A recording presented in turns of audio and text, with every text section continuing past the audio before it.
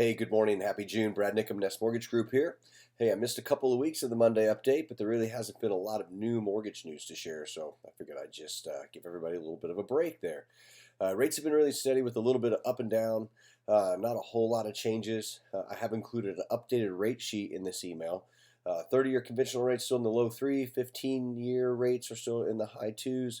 USDA and FHA and VA are the same, depending on the credit score, of course. So if you're shopping for a great rate, give me a call. I've had several discussions over the last few weeks about prorated taxes, so I figured it'd be good to go over a few things and a few of the ideas that I have. There are a handful of states that have prorated taxes, which is taxes paid in arrears, Indiana being one of those. For those people who want to ask the question, why, I put a link in here that explains the story of why we have prorated taxes. And prorated taxes, we see a lot of them on our purchase agreements. One of the things to keep in mind is the client has an escrow account set up to pay the tax bill when the taxes are due, whether or not the client gets prorated taxes or not.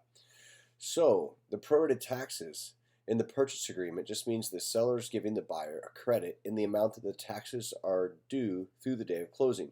It does not mean the sellers are actually paying the taxes for the buyer. The only thing it does change is the amount the buyer needs to have at the closing table. It does not change the borrower's payment or how those taxes are paid. Another thing to think about is that that credit does not change the amount of money that the borrower has to verify that he or she has for closing. I mention that because if your borrower doesn't have enough money in their account to bring to close, I cannot count the prorated tax credit in their favor. One thing that I've seen agents doing to help this is instead of marking prorated taxes on the purchase agreement, they have the seller give a buyer closing cost credit in the same amount of what the prorated tax credit would be.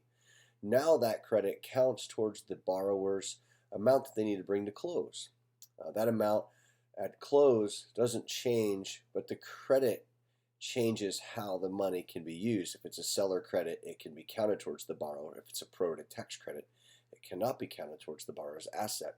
The dollar at the table amount for the seller remains the same as well. Really, you're just changing the name of the credit, and that's the only change that you have. If you have questions about these prorated taxes, just give me a call. Our turn times haven't changed. We're still under 48 hours for underwriting on all loan types. We can close conventional and FHA, VA loans inside of 30 days, USDA just inside of 45 days, and still 1 hour pre-approval 7 days a week. And if you want to find out how to get your buyers an appraisal waiver, if they're putting down 20% on a house before they put in the offer, give me a call. We can go through that process. Thanks for watching. Have a great day.